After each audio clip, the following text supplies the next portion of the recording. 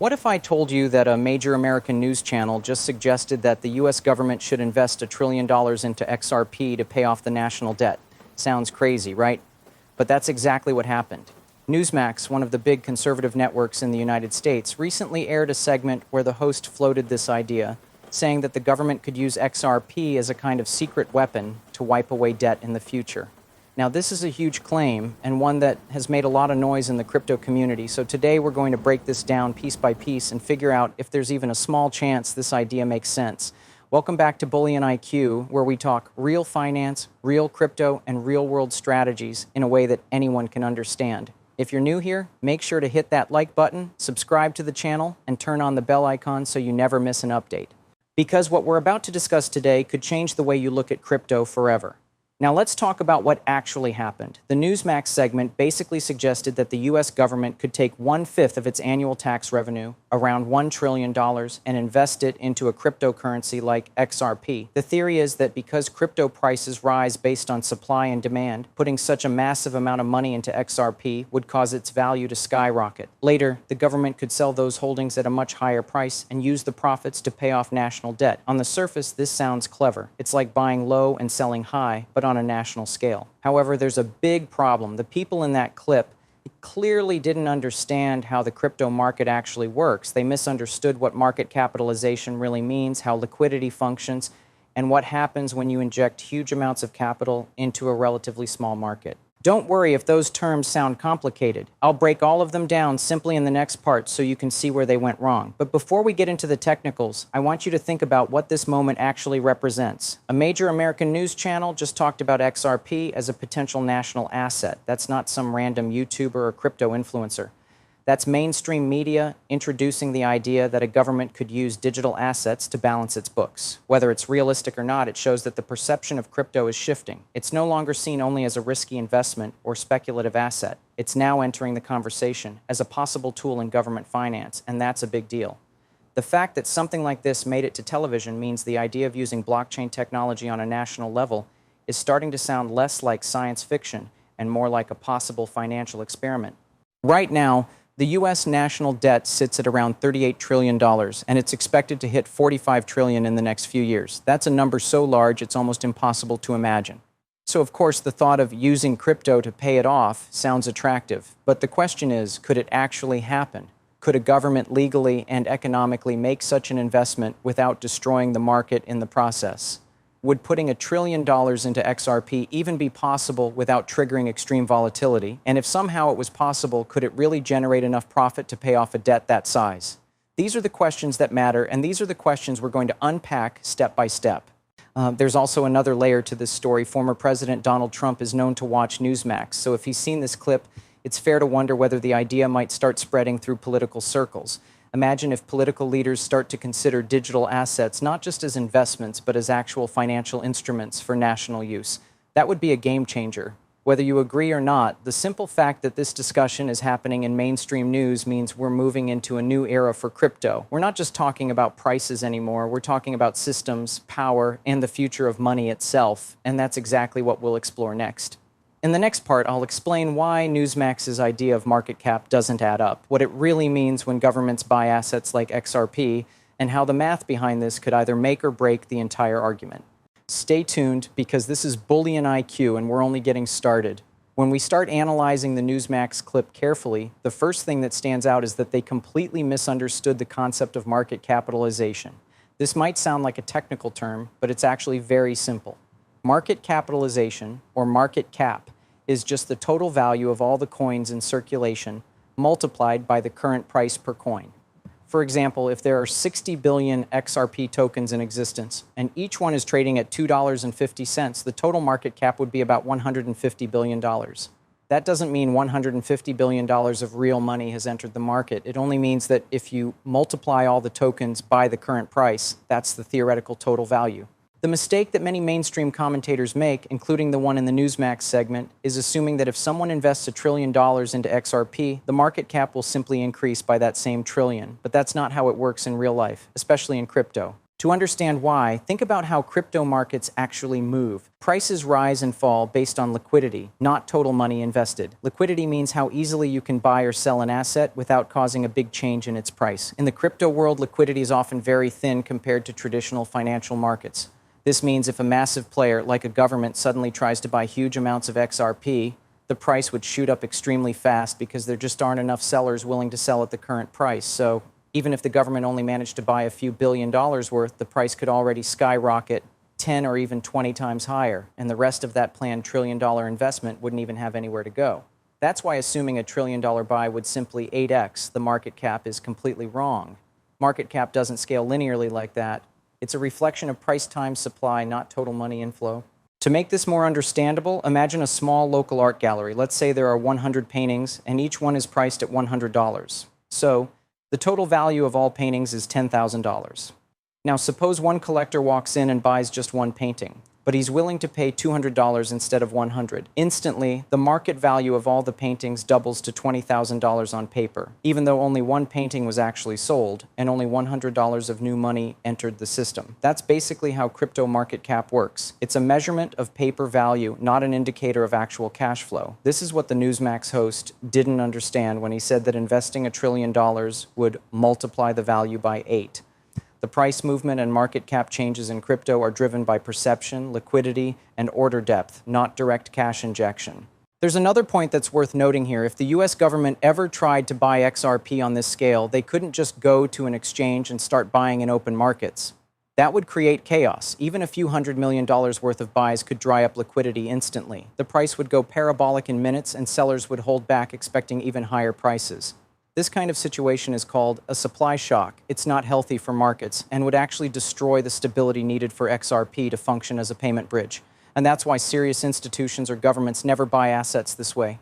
They go through private deals, over-the-counter arrangements, or direct negotiations with the company behind the asset, in this case Ripple. So even if the US government did decide to invest in XRP, it wouldn't happen publicly or through normal exchanges. It would be done quietly, strategically, and most likely through escrow agreements or private settlements. All of this shows that the math behind the Newsmax claim doesn't hold up. Yes, if the government started buying XRP, the price would rise dramatically, but not in a simple 8 times pattern. It could rise 100 times faster than expected, or it could collapse immediately after from volatility.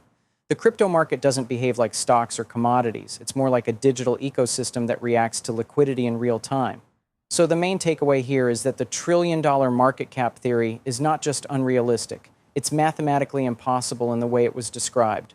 Market cap isn't a piggy bank you fill with cash. It's a mirror reflecting what people think the last trade is worth. And if a government ever tried to move that mirror with brute force, it could break the whole system instead of fixing the economy. That's why understanding real market mechanics is so important before making these bold claims. In the next part, we'll explore what would actually happen if the US government tried to invest large sums into XRP and how it might play out in reality, using more realistic figures like $100 billion instead of $1 trillion. Now that we've cleared up what market cap really means and why Newsmax's logic doesn't work, let's move into a more realistic scenario. Let's forget about the trillion-dollar fantasy for a moment and imagine something smaller but still massive. A $100 billion investment by the US government into XRP. This would still be one of the largest financial moves in history, but it's a number we can actually analyze without stepping into pure fiction. So how would it really play out if the US Treasury decided to buy $100 billion worth of XRP? The first thing that would happen is liquidity shock. Right now, XRP's total circulating supply is around 60 billion tokens, but only a small fraction of that is actively traded on exchanges. Most of it is held in long-term wallets, escrow, or institutional accounts. Analysts estimate that only about 1 to 2 billion XRP are actually liquid at any given time. That's a tiny amount compared to the scale of $100 billion. Even if XRP were priced at $2.50, that's just a $5 billion total market for easily available tokens.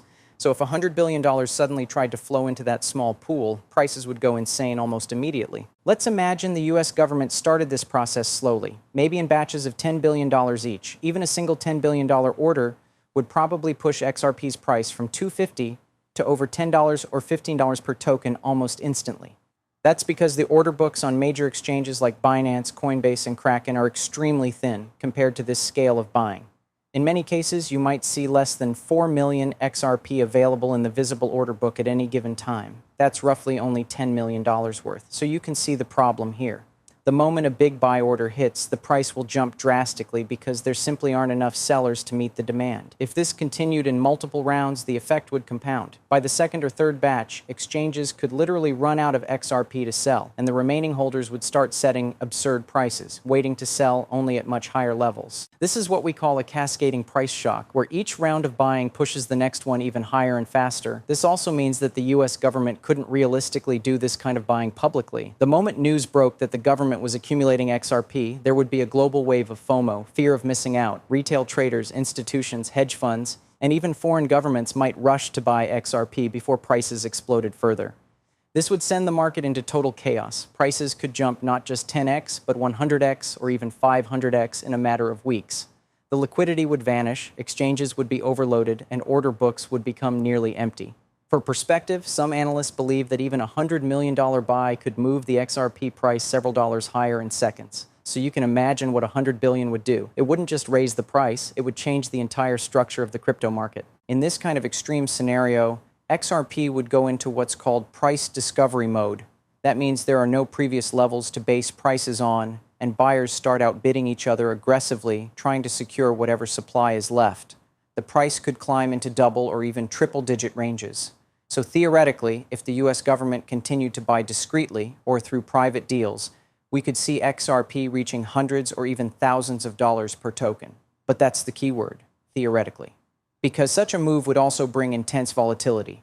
Every small sell-off would cause massive crashes, and the price swings would be unpredictable. It's not like buying gold or US bonds where the market is stable and liquid. Crypto is still a very young market. And even though XRP has one of the most scalable networks, its trading ecosystem isn't built to handle government-level volume. If the government were serious about this, the only practical option would be to make a private deal directly with Ripple, the company that holds most of XRP in escrow. Ripple releases 1 billion XRP from escrow each month, and usually about 70% of that gets relocked. That means hundreds of millions of tokens are sitting untouched in Ripple's control. The government could, in theory, negotiate to purchase a large batch, say 5 or 10 billion XRP, directly from Ripple at an agreed price. This would avoid destabilizing the open market and also give Ripple leverage to create a custom infrastructure for government use. For instance, Ripple could design a version of RippleNet specifically for federal transactions, maybe even something like USDNet, where all domestic and international settlements could be processed using XRP as the bridge asset. This way, the government's investment wouldn't just be speculative. It would also come with a utility system that supports national and cross-border payments. That's the only scenario where a large XRP investment might make sense strategically. Of course, this kind of partnership would be historic, and it would come with political and economic implications on a global scale. It would mean that the US government is officially entering the blockchain ecosystem, not to regulate it from the outside, but to participate from within. Whether that's good or bad depends on how they do it, and that's exactly what we'll break down in the next part when we talk about the Ripple escrow system, private deals, and how government-level participation could reshape both crypto and traditional finance at the same time. If the US government ever decided to invest in XRP, the most logical way to do it would be through Ripple's escrow system. Ripple currently holds a large portion of XRP tokens, tens of billions of them in escrow accounts. Every month, Ripple unlocks about 1 billion XRP to maintain liquidity and fund ecosystem growth. Out of that, roughly 70% is usually relocked, meaning that only around 300 million XRP actually enter circulation. This mechanism helps keep the supply of XRP stable and prevents sudden inflation. Now imagine if the US government approached Ripple directly and proposed a private deal to purchase a portion of that escrowed XRP, say 5 or 10 billion tokens. That kind of transaction could be negotiated off the open market, preventing chaos in the exchanges while still giving the government a major stake in the asset. It would also allow Ripple to structure the deal in a way that benefits both sides, possibly including custom technology integration, data access, and infrastructure support. If such a deal happened, Ripple would likely require the government to use a dedicated version of its payment network, something like RippleNet for the Federal Reserve. This could even evolve into a specialized system, maybe called USDNet, where federal institutions, banks, and international partners could all transact using XRP as a bridge currency. The advantage of this approach is that it ties the XRP investment to real-world utility. It wouldn't just be a speculative bet. The government could use this network to process payments, settle international trade, or even handle parts of the social security system or federal contracts faster and more efficiently than current banking systems. Ripple's technology was built exactly for this kind of use case: instant settlement, low fees, and high liquidity. So, while Newsmax's buy a trillion XRP and pay off debt idea was unrealistic, this kind of structured partnership could actually have long-term benefits for both Ripple and the U.S. economy. But let's talk about what happens to the broader crypto market in this kind of situation. If a major world government like the United States started buying XRP in bulk, it would create what analysts call an extreme supply shock. This means that available XRP on exchanges would practically vanish. Most of the circulating XRP is already held by institutions, early investors, or Ripple itself. There's only a small portion, less than a few billion XRP, that is liquid and available for trading. If the US government acquired 10 billion XRP directly from Ripple, that would take a significant portion off the market, making it even scarcer. Once traders realize that a huge share of the supply is locked up by a government, demand would explode because scarcity increases perceived value. Investors, hedge funds, and foreign institutions would rush to buy whatever is left. This kind of panic buying could easily multiply the price of XRP by 50, 100, or even several hundred times its current value. We've seen smaller versions of this happen before with Bitcoin, where supply tightening led to major bull runs. But this would be on a completely different scale. Now, this might sound great for XRP holders, but such a sudden price explosion could also bring major instability. Liquidity would dry up, volatility would become extreme, and the market might enter what's called price discovery mode. That's when an asset breaks through all historical price levels, and there's no clear limit to how high it can go. During price discovery, emotions take over logic. Buyers keep bidding higher because no one knows where the ceiling is, while sellers hesitate to sell because they expect even bigger gains. This is what creates those 1,000% spikes that people later call super cycles. However, the flip side is that what goes up that fast can also crash just as quickly once the buying stops. That's why if a government were to buy XRP, it would need to do so quietly, strategically, and with liquidity management in mind. Announcing it publicly would guarantee chaos. From a political and economic perspective, a U.S. government partnership with Ripple would instantly elevate the company's global status. Ripple would become the most important financial tech entity on the planet, far more significant than any private corporation. Its valuation would soar into the trillions, surpassing even tech giants like Apple or Microsoft in terms of strategic influence. Global governments, banks, and institutions would want their own version of RippleNet, integrating it with their local currencies and payment systems. This would accelerate the tokenization movement, the process of moving real-world assets like bonds, real estate, and commodities onto blockchain networks. The United States taking the lead here would likely push other countries like Japan, the European Union, and even China to start adopting similar systems to avoid being left behind. Essentially, this one decision could trigger a global blockchain arms race. So, while the idea of using XRP to pay off national debt sounds unrealistic at face value, the concept of governments holding XRP as part of their digital financial infrastructure makes a lot more sense. It's not about speculation, it's about participation. If the government becomes a player in the crypto ecosystem, it gains influence over how blockchain finance evolves. And that might be the real long-term strategy, not to flip XRP for a profit, but to secure a seat at the table in the next generation of global finance. In the next part, we'll explore exactly how this global shift could unfold, what happens if multiple governments begin to accumulate XRP, how that affects markets, and why Ripple could become the centerpiece of a new digital monetary era. If the United States made the bold move to integrate XRP into its financial system or even hold it as a strategic asset, the ripple effects, no pun intended, would be global. Other countries would have no choice but to respond. That's how the international economy works. When one superpower changes the game, others quickly follow to protect their own interests. If the U.S. began using XRP for faster cross-border settlements or large-scale debt operations, countries like Japan, the United Kingdom, and even members of the European Union would be forced to explore similar blockchain solutions. This is not just speculation, it's what history tells us. When the US dollar became the world's reserve currency after World War II, other nations built their financial systems around it to maintain competitiveness. If XRP became a key bridge asset in international trade, the same pattern could emerge again, but this time in the digital era. Let's imagine this scenario.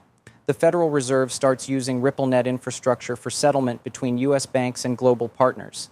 The Bank of England notices the efficiency, settlements in seconds, near zero fees, full transparency, and begins adopting a similar system for the pound. Japan, already a crypto-friendly nation and home to SBI Holdings, which is a major Ripple partner, fully integrates XRP into its financial ecosystem. Now you have three major economies using the same liquidity bridge asset. What happens next is a domino effect. Smaller countries, especially those struggling with slow or expensive banking systems, will jump in to keep up. Over time, XRP could become the de facto neutral asset that connects all these digital currencies together. It wouldn't replace national currencies like the dollar or euro. It would serve as a bridge between them, just like gold once did, but in a much faster, programmable way. This level of adoption would also transform Ripple from a fintech company into a global infrastructure provider, something on the scale of Swift or Visa, but for the blockchain age. Instead of sending messages about payments, RippleNet would move actual value instantly across borders. And the beauty of it is that XRP's supply is fixed. There will never be more than 100 billion XRP tokens. Unlike fiat money, it can't be printed endlessly. That scarcity, combined with global demand, could drive XRP's value to unimaginable heights. We're not talking about a few dollars anymore. We're talking about potentially thousands per token if XRP becomes a global settlement standard. The reason is simple. Trillions of dollars move across borders every single day, and if even a small fraction of that flow begins to use XRP for liquidity, the price would need to rise to handle that volume. This is how utility creates value. Now, of course, global governments wouldn't jump in blindly. There would be negotiations, regulations, and political debates. Central banks would want control, oversight, and risk management. Ripple has already anticipated this.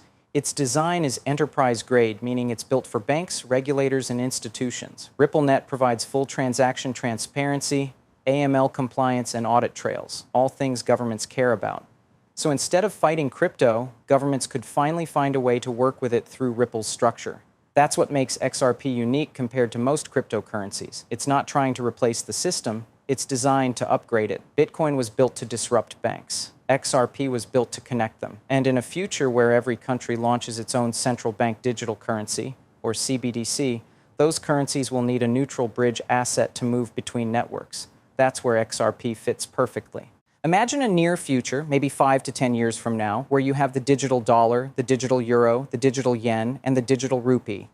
All these CBDCs will exist on different ledgers with different technologies and different regulations. They won't naturally talk to each other. Without a bridge, international trade could become even more complex. But XRP can act as that universal translator between ledgers, converting value instantly from one system to another. It's fast, cheap, scalable, and most importantly, neutral. It doesn't belong to any single nation. This neutrality is what makes it globally acceptable. If the United States adopts XRP early, it would have first-mover advantage in this digital monetary revolution. It could guide global standards, influence regulatory frameworks, and secure its leadership in the blockchain economy. This is why when people dismiss XRP as just another altcoin, they miss the bigger picture. Ripple has positioned XRP not as a speculative asset, but as the backbone of the next generation of international finance. Once the first domino falls, say with US or G7 adoption, others will follow, and the system could rapidly evolve from theory to global infrastructure. The potential here isn't just about price, it's about a complete transformation of how value moves in the world. The same way the internet revolutionized communication, blockchain and assets like XRP could revolutionize money movement. And in that process, early believers and informed investors, the kind of audience that watches BullionIQ, will understand why being ahead of this shift matters more than ever. In the final part, we'll bring everything together, the myths, the math, and the reality. We'll talk about how to view XRP not through hype, but through strategic understanding, and why knowledge, not emotion, is what gives you an edge in this fast-changing crypto world. When we step back and look at this entire discussion with a clear head, the question isn't really whether the US government will buy XRP, it's whether they can afford not to. Every few decades, technology forces governments to adapt. The printing press transformed information. The internet transformed communication. Blockchain is transforming money. The US dollar remains the most powerful currency on earth, but even that dominance is being challenged by a world that's moving toward digital settlement, tokenized assets, and decentralized value exchange.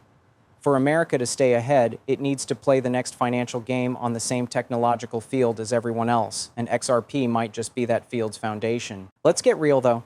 The idea that the government could buy XRP, pump it, and pay off all debt overnight is fantasy. Markets don't work that way. You can't multiply $1 trillion in value without destroying liquidity in the process.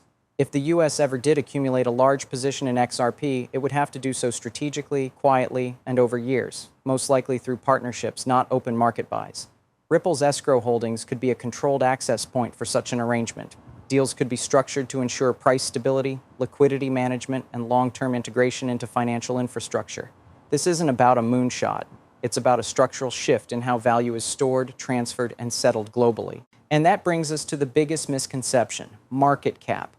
Many people still think that if you pour $1 trillion into a coin, its market cap just scales linearly. But in crypto, liquidity doesn't work like that. The visible supply on exchanges is tiny compared to total circulation, so even a small amount of real capital can drive massive price movement. The concept of a market cap multiplier matters here. It's not that XRP would suddenly be worth $100,000 per coin because someone said so. It's because supply and demand dynamics could compress available liquidity to the point where price discovery goes vertical. But this can't happen in a vacuum. It requires adoption, real utility, and global participation to sustain those levels. Otherwise, it's just another bubble waiting to pop. This is why Ripple's approach has always been different from other crypto projects. They're not trying to win retail hype wars. They're working with banks, regulators, and institutional players. Their technology doesn't promise rebellion, it promises integration. And that's precisely why it has staying power. XRP isn't designed to destroy the system. It's designed to modernize it. If blockchain truly is the next financial rail, Ripple wants to be the one building it. That's why when Newsmax or other mainstream outlets begin hinting that the US could invest in XRP, it's not just random speculation. It's a sign that institutional awareness is finally catching up to the technology's potential. The conversation has moved from crypto Twitter to television news. That's how paradigm shifts begin, quietly, then all at once. Now, whether the US government acts on this or not, the implications are already here. Central banks around the world are testing CBDCs. Financial giants like BlackRock, Citi, and Franklin Templeton are attending Ripple's Swell conference. Tokenization of assets is projected to reach tens of trillions in value by the 2030s. All of that value will need rails, fast, secure, and interoperable rails. If XRP becomes even a small part of that framework, the upside is enormous, not just for investors, but for global efficiency. That's the real vision behind all the numbers and speculation. A system that moves money as easily as information, a system that never sleeps, never delays, and never depends on outdated intermediaries.